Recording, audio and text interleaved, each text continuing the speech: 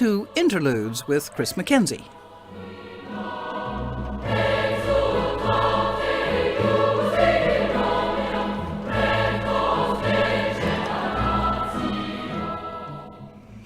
And today I have with me in the studio John Lanchbery, composer, conductor, most delightful and charming man as well. I have to add that. Because he really is. John, thank you very much for coming into Golden Days Radio. What can I say after you've said that? Thank you very much for that delightful introduction. Yes. Oh, I couldn't resist it.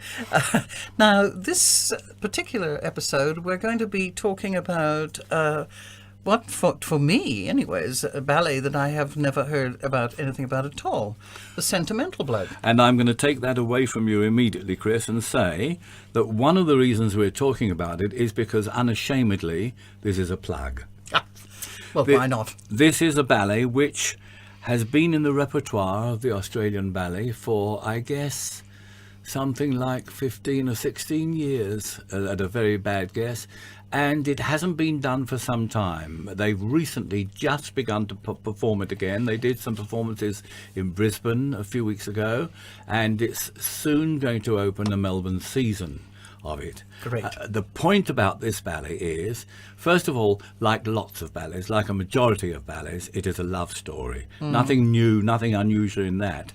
But this is based on a very famous Australian poem, and that is The Sentimental Bloke by C.J. Dennis. Oh, it's a lovely poem too. Well, I hope there are enough people still that know it, that are able to say, oh, goodness me, a ballet based on that, how fascinating.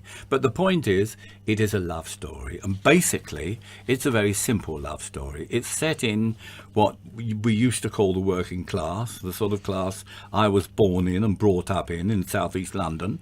And it is a story of a young man that sees a girl and falls madly in love with her, and finds that this girl works in the same pickle factory as the girlfriend of a great friend of his. And so he finagles his way into having an introduction to her. Now, this was suggested as a ballet by a choreographer. A choreographer, of course, is a person who invents ballets. And this young man was in the Australian Ballet School as a student, dancer and choreographer. And it was entirely his idea to turn this into a ballet. And I was very touched and very flattered when he asked me if I would like to help him musically turn this into a ballet. Now, the point is, we had a terrific starting point. Was this man Robert Ray? This was Robert Ray. Ah, right. Yes. Okay. Have you had Robert Ray on the programme? No. Not yet. Okay. But the point is this, that this was very interesting because the story of the poem had been turned into a musical, into an Australian musical. Now, Australia hasn't produced many homespun musicals, and when the time this was done, homespun is perhaps more the adjective that would be applied to it, because I'm talking of just directly after the war, very soon after the war, and the idea of daring to write a musical on an Australian subject, on an old-fashioned Australian subject, and on trying to get it put on, this was very, very brave. And in fact, it was put on. It was put on in Canberra to start with, and it was an enormous success. It played usually with an orchestra much too small for it.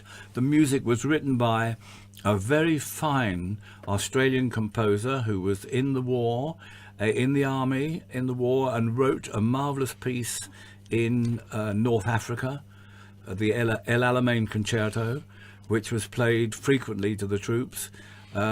He's dead now. He was a dear friend of mine. I got to know him through this poem, actually, through doing the musical. And there was the score of this musical, dying to be turned into a ballet. and I accepted this job greedily. I wanted to do it. I love arranging music, and it seemed to me a good idea at the time. And the moment I heard the musical played through by the composer, Albert Arlen, I thought, but these are such damn good tunes. This surely has got the making of a ballet. And it certainly did have, and it does make, a very fine ballet, almost 70 minutes long. And it tells a story, because things don't go very well with this chap. Maybe we'll tell the story as it goes along. But I'll tell you what, let's jump straight away to the first time that an introduction is arranged between Bill and Doreen, his girlfriend. And that's track number? And that is going to be track number 7, which I jotted down in my notes as The Awakening of Love.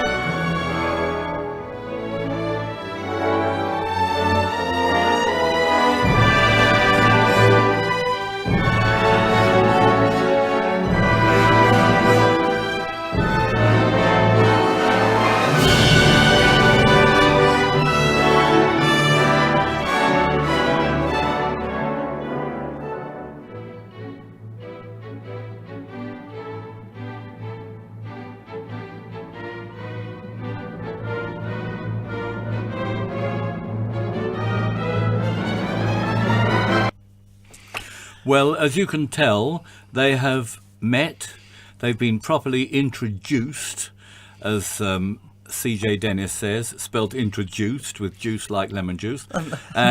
Yes, and they've been properly introduced, and Bill is amazed and delighted when she agrees to go with him to the beach on the following Sunday, and Bill is absolutely ecstatic about this.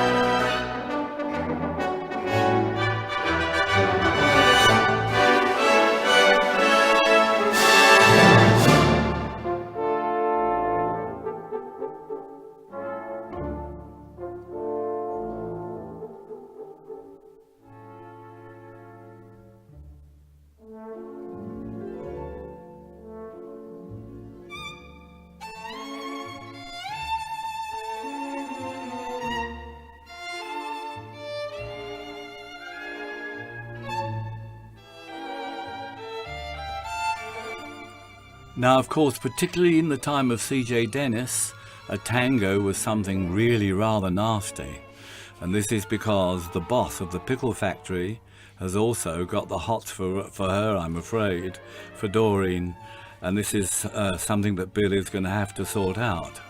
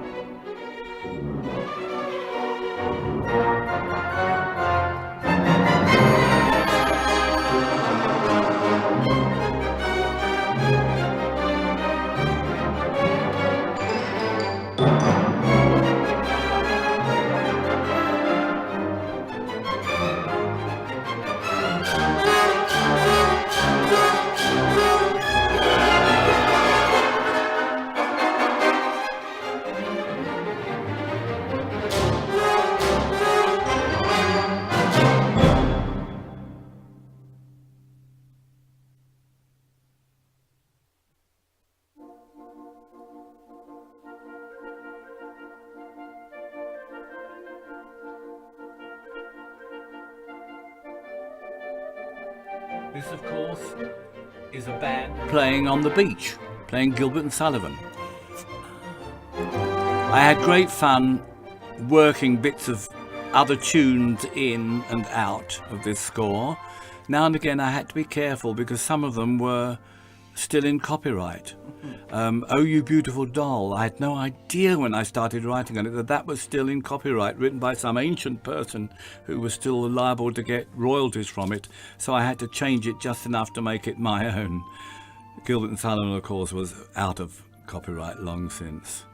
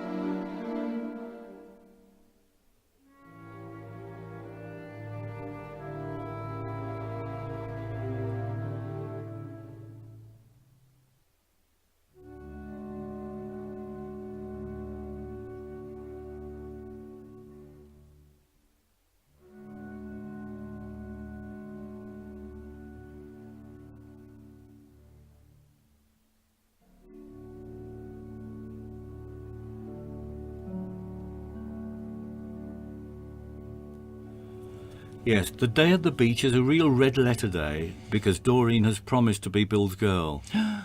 Excitement. Yes, however, Rose and Ginger Mick, they have a bit of a fight over the loss of some beer.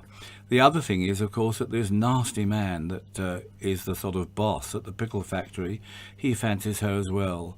And one day, after work, Bill sees this boss man hanging around Doreen, and he's rather jealous, and he picks a fight with him.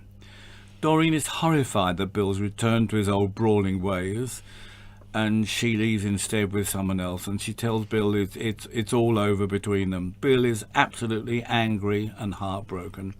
I have to tell you for a moment about the construction of this ballet, because I wasn't able to conduct the first performances of it. In fact, it was all I did the orchestration and sent it, and then it was rehearsed by someone else and performed by someone else, because I was busy in those days working outside of Australia frequently, and I never was actually there when Albert Arlen and his wonderful wife Nancy, who is still just alive, I may say, in a bed in Queensland. And Nancy, darling, if you hear this, I send my love as always to you, well in your 90s and indefatigable as always.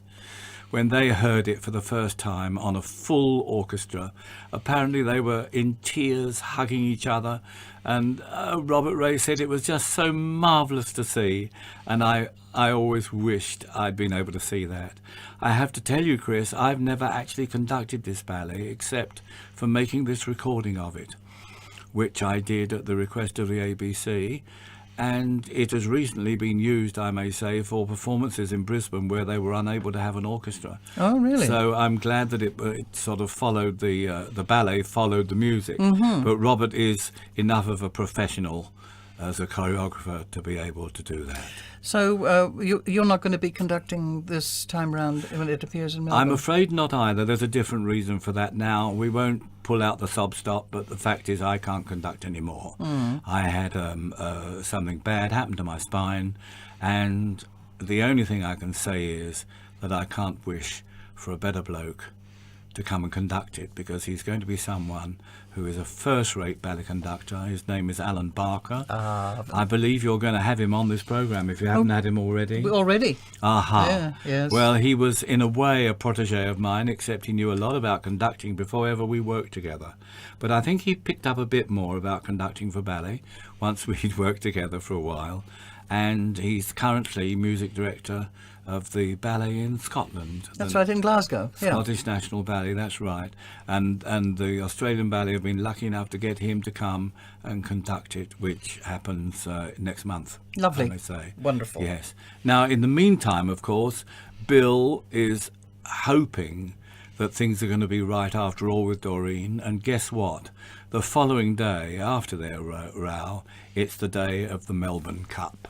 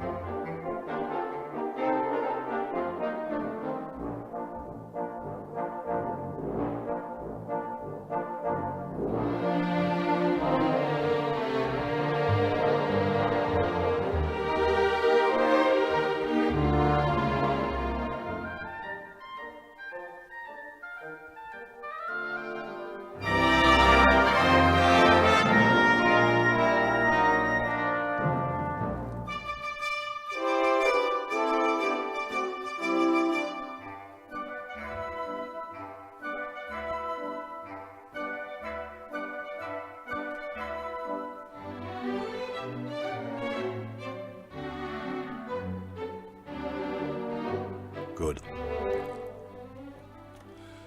Well, all sorts of dances are going on, which doesn't really happen, of course, on a racetrack. However, this is a ballet. And guess what happens? Bill wins the race. There he is, packed with money, well-earned, well-won money.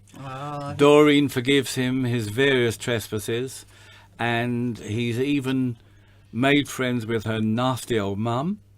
And he's set the nasty boss about his business, and it all ends in sunshine and joy.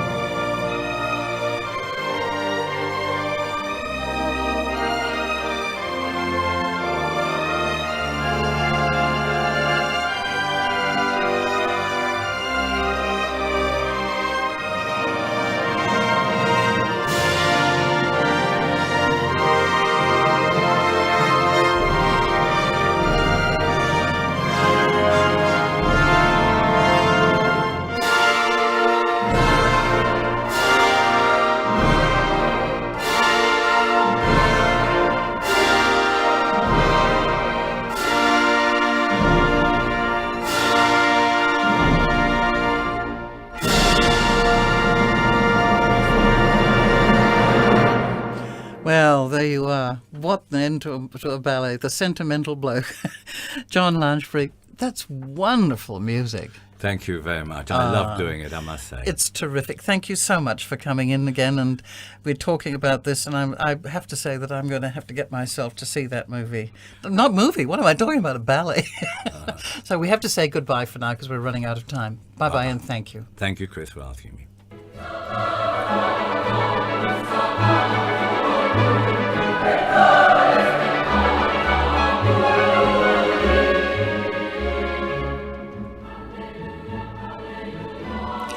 You have been listening to Interludes.